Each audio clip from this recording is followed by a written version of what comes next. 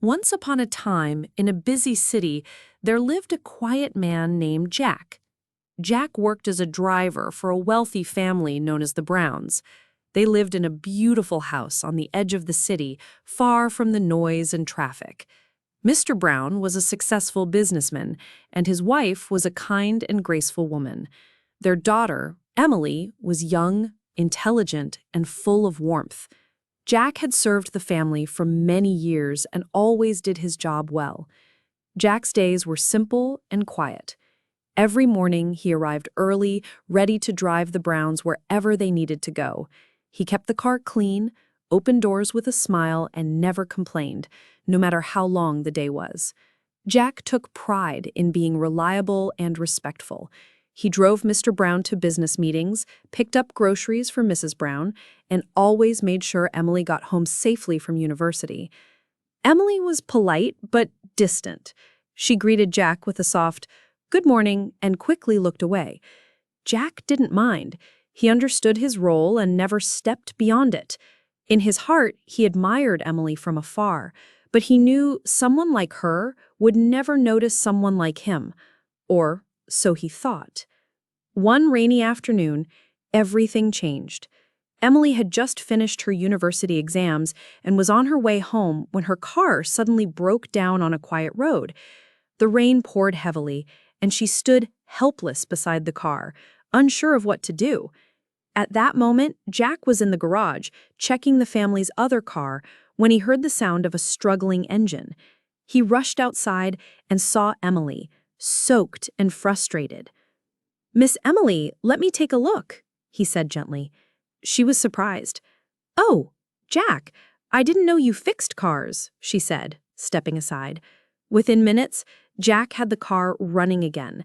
Emily looked at him with genuine gratitude. "Thank you, Jack. I don't know what I would have done without you." Jack smiled, his heart quietly stirring.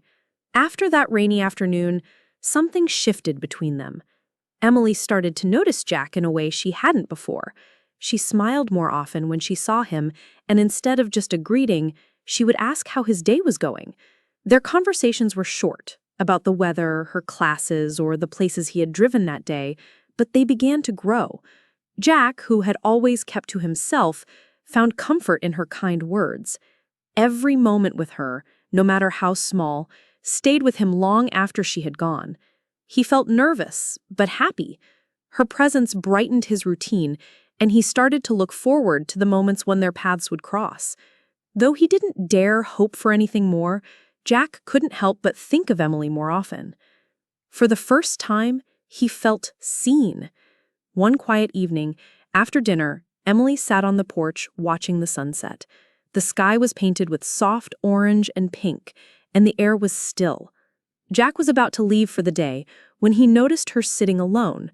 He hesitated for a moment, then walked slowly toward her. "Miss Emily, the sunset looks beautiful today," he said softly. She turned to him and smiled. "Yes, it really is."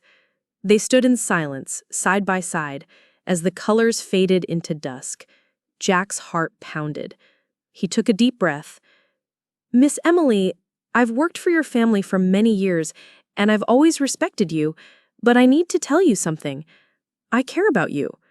Emily looked at him, surprised. She hadn't expected those words. "Jack," she said gently, I don't know what to say." Jack looked down, feeling the weight of his words hang in the air. "I'm sorry if I made you uncomfortable," he said quietly. "I just needed to be honest." Emily paused, her expression softening. "You don't need to apologize, Jack. You're a kind man. I'm not sure I'm ready for something like this." Jack nodded, hiding the sting of disappointment behind a gentle smile. "I understand, Miss Emily. I didn't expect anything. I just wanted you to know how I feel." After that evening, Jack kept his distance.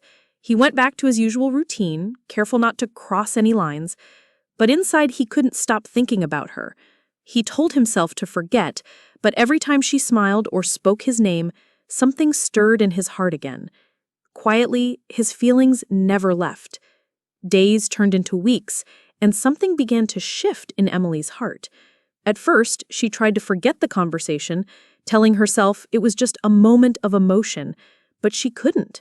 She started watching Jack more closely, how he held the door open for her mother, how he waited patiently in the rain without complaint, how he never spoke much but always listened. He saw the quiet strength in him, the gentle kindness. One evening, as Jack was about to leave, Emily called out, "Jack, wait." He turned, surprised. "Can we talk for a moment?" she asked. He nodded. Emily walked up to him, her voice low.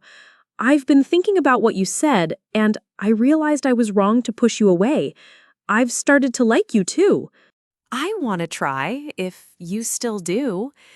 Jack stared at her, unsure if he had heard her correctly. "Really, Miss Emily?" he asked softly.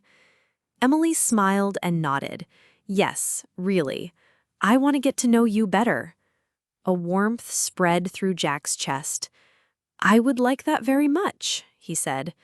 From that day forward, something beautiful began to grow between them. Their moments together became longer, their talks deeper.